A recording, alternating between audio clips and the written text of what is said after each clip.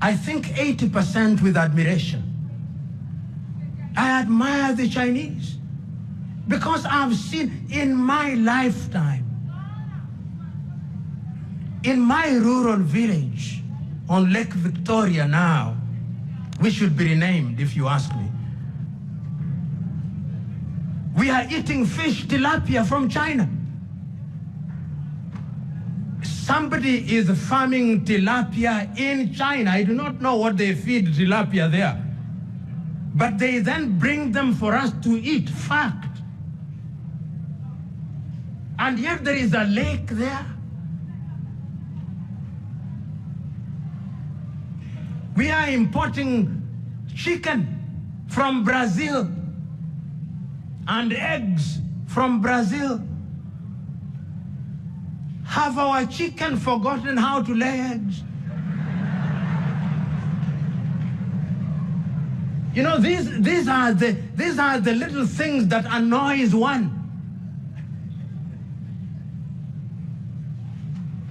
And I'm submitting to us, therefore, in defining Pan-Africanism, and he has been at it, we are at it in different ways. Let us not imprison ourselves in this definition, whether it's state or this. What we want is an Africa. I'm putting it in a very crude way. I wish I was saying it in my mother tongue.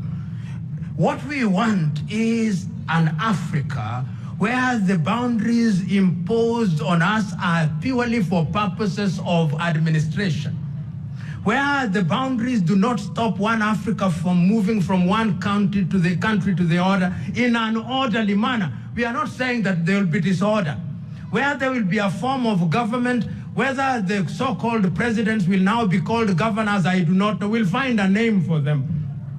But they'll simply administer that territory, but there will be a Pan-African government that regulates us on critical matters, on defense, on foreign affairs, on matters of the economy and currency, on the exploitation of our resources, that determines how we defend ourselves. And I can't agree with you more. You know, if today Africa, if the United States of America wanted to destroy Africa, it could do so in 1 week. This is how. They would station 2 carriers on Indian Ocean, 2 down south, 2 in the west, and 2 in the Mediterranean, and they would unleash all these missiles and would be back into the Stone Age. We are weak. And now, because we have bases in Djibouti, you have an American base, you have a Chinese base, you have a Japanese. In other words, Africa is in a situation which it cannot control. If there was a war today, Africa is a target. In a war that we do not know. We have been involved. When the European tribes were fighting in 1914, they don't call them tribal wars. But when the European tribes were fighting in 1914, we were there.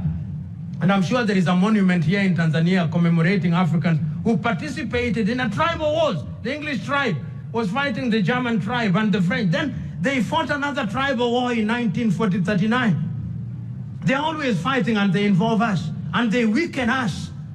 And I'm submitting that going forward, we must define ourselves, but not allow somebody else to define us. But I was talking about China as my last point in answering the question, why is China unique? When you talk about China, it is 1.4 billion of them. Suppose you are baking bread for 1.4 billion, bread, and only half of them eat the bread. You are a billionaire immediately. But here, you are baking bread in Tanzania. You want to sell the bread in Nairobi, Kenya. Tariffs. You want to sell bread in Malawi, tariffs. You want to sell bread in Uganda, tariffs.